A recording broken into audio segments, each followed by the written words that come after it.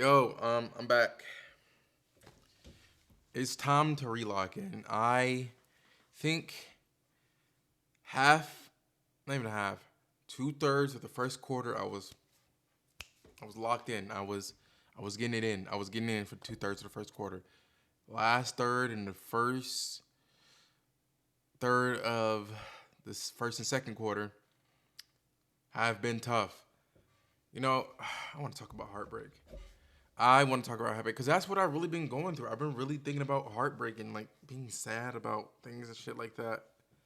Um, I think I even think that was the main reason why I wasn't making videos. I was sad.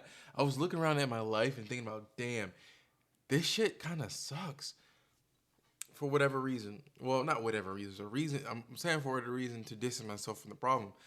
Not for whatever reason. The reason being, I was just sad about the state I felt my love life was in, the way my goals are going. I wasn't doing it as I said I was.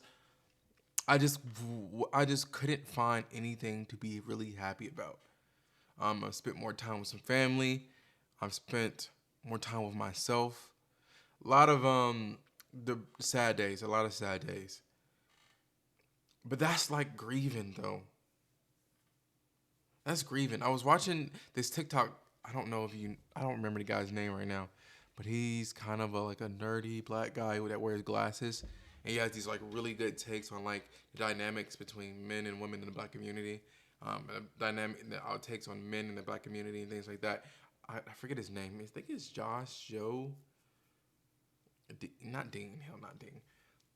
Somebody black nerdy black guy glasses. Um, he was talking about where she said they say she not yours, and I actually never liked the ideology. She's not yours. She's just not. She's not yours. Just your turn. One, because she's is not yours. She's a human being, and then and if we don't even want to get into like the possession over another person, especially like a woman. We can just get into something like oh, and yours in the terms of says that is your person, that is your partner. He was saying is a way to mask and grieve your heart, to hide your heartbreak, which I think it is. I agree with him on that. There is nothing to be ashamed about being like sad. What it? Oh my god, not that it keeps right now. It comes on and off every 10 fucking minutes. I swear. But no, there's nothing wrong to just say it didn't work out. There shouldn't be an expectation that eventually everything will end, or this thing with this person will end because it's just your turn. That's not how things work, and it's such a sad way to look at things.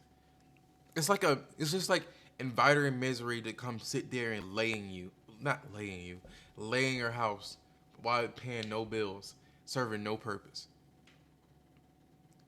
I think is like he was saying like it is brave of you to have loved. It is brave, and I agree with that. It is a brave to appreciate. I think it's also would be brave to appreciate what that love has brought in your life, and to be able to appreciate what love you can find with yourself now that you are alone. I think a lot of times I was just sad. I just really refused to look at everything good in my life. Everything I live in my own apartment, pay my own bills. I can eat my own food. I literally paid off my car this year. I'm really actually very happy. I streamed. I made it to affiliate. I think that's something I thought I would never do. Working towards monetization. I'm back in the gym. I'm almost below 230. Almost not almost below two. Almost below 240 pounds. I'm losing weight the way I want to, and I was just dead ass not taking account of all that. I wasn't taking account of all that. Even though the love did bring in some more positives in my life, that doesn't negate everything else I have good. It wasn't the end of everything, man. Yeah, it was the end of something, but it wasn't the end of everything. I guess what the point here I'm saying is that love is nice and love is okay. Being heartbroken is okay. Losing love is okay. Grieving is okay. I'm not mad at myself for thinking so. unappreciatively about my life and its surroundings because I understand that like that's just the way it is. That comes with grieving, and I don't think the like we saying the she's not yours thing is just a grieving in a positive way. It's just not. It's just distance yourself from the grief, make it seem like it's almost like something that couldn't be helped. Not to say it necessarily couldn't, but something that was going to happen. And so there's no reason to really be sad about it. There's no real idea to take from it.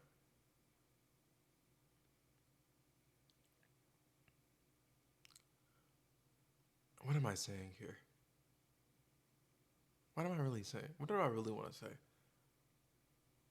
Very important to ask yourself that question. What am I really trying to say? I was sad about being alone again. You know, I was sad about being alone again, finally putting it in into the chapter, finally closing that book. I was.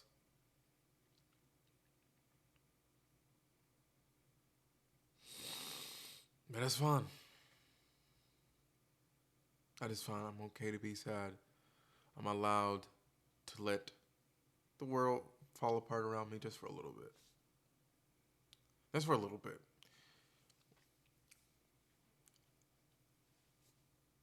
And I think to grieve in a way where you make the grief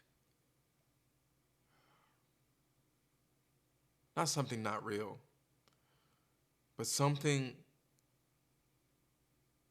that is almost kind of removed from the situation. Like saying she's not yours, kind of makes it not a part of you, and that's not right to yourself. You owe yourself more than that. You owe yourself a lot more compassion than to remove some the feeling of being wounded and grieved by this loss as if it was a situation that is simply going to happen. Rather than the love that you actually quite liked, or maybe then you didn't like it, but you still just grieving it. It'll be like, oh, my grandfather died, but it doesn't matter. My grandfather's not mine. It was just my turn. That's how life works. It was just his turn to go. Eh, it's kind of like it's true, but it's also like not fair to you. Your grandfather was somebody that you loved deeply, or maybe you didn't, but somebody in your life that you obviously feel some grief about. And should get the experience in the whole sense, not just in the slightly removed part. If I was catching what he was saying, that's kind of what I got from it. But yeah, what have I been doing to appreciate my life more, bro? I just been thinking like I could be so much worse. I look at people in my family, look at people around me. Some people don't have the motivation to go lose the weight they want to lose the weight they in their bodies. They make them feel like not themselves, and they've been like that for years. Some people don't have the motivation to do better for themselves.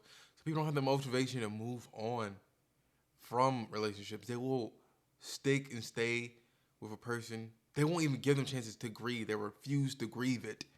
They refuse to grieve it when it needs to be grieved, when it needs to be gone. They refuse. I have that ability in me. There's a lot of people in my family that don't. Granted, it may be harder than for me than a more average person, but I have the ability to do that. But imagine a world, I just imagine a world where I didn't have the ability to do that.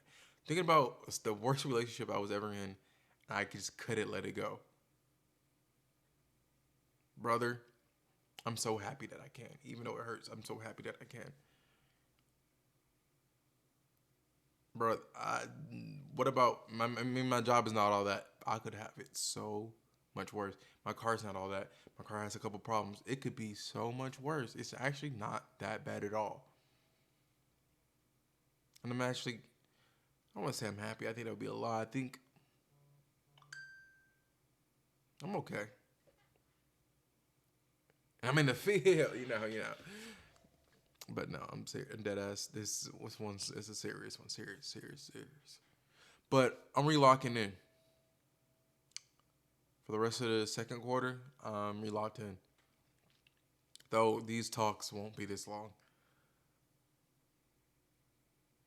I'm doing a lot. But that is it for right now. I feel like I definitely see the weight change on my face too. Oh my god. All right, peace.